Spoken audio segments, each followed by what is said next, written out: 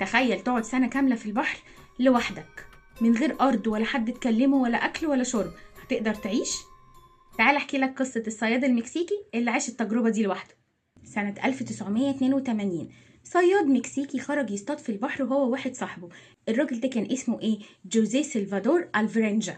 المهم وصلوا لوسط المحيط يصطادوا ويقعدوا يومين. فجأة عاصفة فظيعة مدمرة ضربت القارب بتاعهم. العاصفة دي كان المفروض تموتهم وتقلب القارب وتوديهم ورا الشمس، بس إرادة ربنا جت إن هما الاتنين يعيشوا.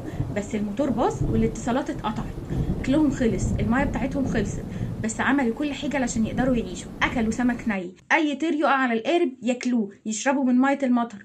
بس واحدة واحدة عزيمتهم بدأت تقل. بعد أسابيع صاحبه مقدرش يقاوم أكتر من كده ومات قدام عينيه.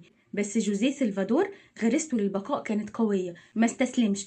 كان بيقول إن هو كان بيقعد يكلم نفسه كتير علشان عقله يفضل واعي، يحكي لنفسه حكايات يسلي بيها نفسه وفي نفس الوقت ما يفقدش القدرة على الكلام والحركة. وبعد 438 يوم، أيوة أكتر من سنة، المية والموج حرك القارب لحد ما وصل على جزر اسمها مارشال ايلاندز. الناس اللي على الجزيرة بيقولوا احنا لقينا واحد داخل علينا يشبه بالفعل الهيكل العظمي، جلد على هيكل عظمي. خدوه وأكلوه وحكى لهم حكايته. الدكاترة قالوا ان اللي هو عمله ده شبه مستحيل، بس إرادته للبقاء كانت أقوى من أي حاجة. أنا عارفة ان اللي بقوله بيفكرك بفيلم كاستاوي لتوم هانكس، بس قصتي مش فيلم، قصة حقيقية.